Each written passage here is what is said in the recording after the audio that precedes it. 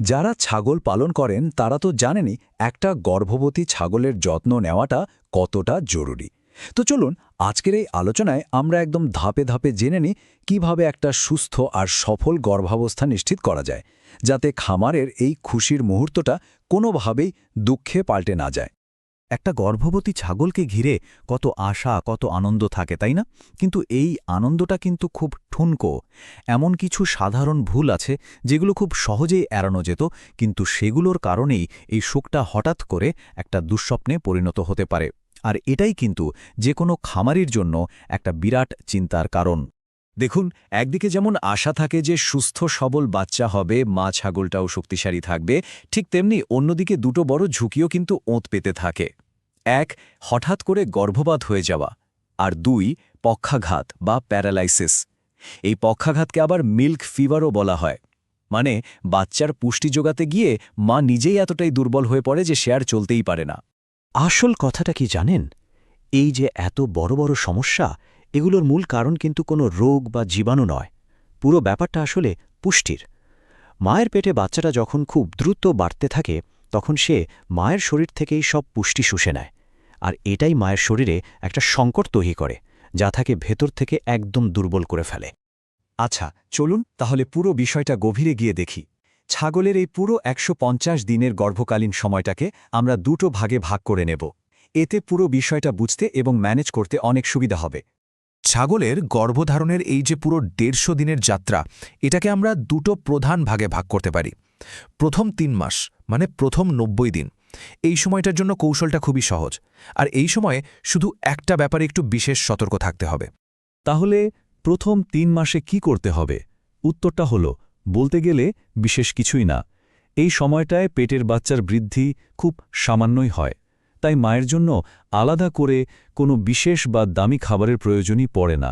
সে সাধারণ পুষ্টিকর যা খাবার খায় সেটাই যথেষ্ট। তবে হ্যাঁ, এই সময়টার জন্য একটা কঠোর নিয়ম আছে। সেটা হলো অ্যালবেন্ডাজল গ্রুপের কৃমির ওষুধ একদমই দেওয়া যাবে না। যে কোনো মূল্যে এটা এড়িয়ে চলতে হবে, কারণ এই ওষুধটা দিলেই কিন্তু গর্ভপাত হয়ে যাবে। প্রথম পর্যায়টা তো বেশ সহজ ছিল, তাই না?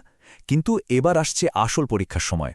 চলুন দেখি গর্ভাবস্থার শেষ ২ মাসে পরিস্থিতিটা কিভাবে আমূল বদলে যায়। কারণ পুষ্টির আসল চ্যালেঞ্জটা কিন্তু এখানেই শুরু হয়। এই সংখ্যাটা দেখুন, ৭০%। শুধু এই একটা সংখ্যায় বলে দেয় যে শেষ ২ মাস কেন এতটা গুরুত্বপূর্ণ, আর কেনই বা এই সময়ে পরিচর্যাটা পুরোপুরি বদলে ফেলতে হয়। ভাবছেন তো, এই ৭০% আসলে কি? এর মানে হলো পেটের বাচ্চার মোট যা ওজন হয় তার ৭০ ভাগই বাড়ে এই শেষ ২ মাসে। ভাবুন একবার, এই যে অমছম বৃদ্ধি, এর জন্য মায়ের ওপর পুষ্টির একটা প্রচণ্ড চাপ তৈরি হয়। আর মজার ব্যাপার হলো, ঠিক এই সময়ে বাচ্চার চাপে মায়ের পেটটা ভরে থাকে, ফলে সে চাইলেও কিন্তু আগের মতো বেশি খেতে পারে না। তো এই যে পুষ্টির ঘাটতি, এটা সামলাতে হবে কি করে? এর জন্য ৩টি মূল সহায়ক জিনিসের কথা বলা হয়েছে, যা ওই পক্ষাঘাত বা প্যারালিসিস প্রতিরোধ করতে আর একটা সুস্থ বাচ্চার জন্ম নিশ্চিত করতে ভীষণ জরুরি। প্রথমটা হলো একটা ভালো মানের মিনারেল মিক্সচার। এখানে চিলেটেড শব্দটা খুব গুরুত্বপূর্ণ। এর মানে হলো খনিজগুলো এমনভাবে তৈরি যা ছাগলের শরীর খুব সহজে শোষে নিতে পারে। সস্তা পাউডার কিনে কিন্তু অনেক সময় কোনো লাভই হয় না। দ্বিতীয় যে জিনিসটা লাগবে সেটা হলো লিকুইড ক্যালসিয়াম। এটা শেষ ১ মাস ধরে প্রতিদিন খাওয়াতে হবে। এটা মূলত মায়ের শরীরকে বাচ্চা প্রসবের জন্য আর তারপর দুধ তৈরির জন্য যে চাপটা পড়বে সেটার জন্য প্রস্তুত করে। পুষ্টিকর খাবারের বাইরেও একটা জিনিস কিন্তু খুব জরুরি, আর সেটা হলো আরাম। একটা রাবার ম্যাট শুধু নরম বিছানা দেয় তাই নয়, এটা ভারী গর্ভবতী মাকে ঠান্ডা ভেজা মাটি থেকে বাঁচায়। এর ফলে নিউমোনিয়ার মতো রোগ বা শারীরিক আঘাত লাগার ঝুঁকি অনেক কমে যায়। বেশ, আমরা তো জানলাম কি কি করতে হবে। এবার তাহলে দেখে নেওয়া যাক কি কি কাজ একদমই করা যাবে না। বিশেষ করে গর্ভাবস্থার শেষ ২ মাসে ৩টে কাজ কঠোরভাবে নিষিদ্ধ। তাহলে শেষ ২ মাসে কোন ৩টে কাজ করা যাবে না? ১, ছাগলকে কোনো উঁচু জায়গা থেকে লাফাতে দেওয়া যাবে না। ২, ওকে অন্য ছাগলদের থেকে আলাদা রাখতে হবে, যাতে মারামারি বা ধাক্কাধাক্কি না লাগে। আর ৩, এই সময়ে কোনো রকম ভ্যাকসিন দেওয়া চলবে না। এই সহজ নিয়মগুলো মানলেই কিন্তু গর্ভাবস্থা অনেকটাই সুরক্ষিত থাকবে। তার মানে সঠিক পুষ্টি, আরাম আর সুরক্ষা, এই ৩টে জিনিস নিশ্চিত করে একজন খামারি তার দিক থেকে সব প্রস্তুতি নিয়ে ফেলেছেন। এবার মা ছাগলটা একটা সফল প্রসবের জন্য একদম তৈরি। আর এখানেই চলে আসে শেষ এবং সবচেয়ে জরুরি প্রশ্নটা।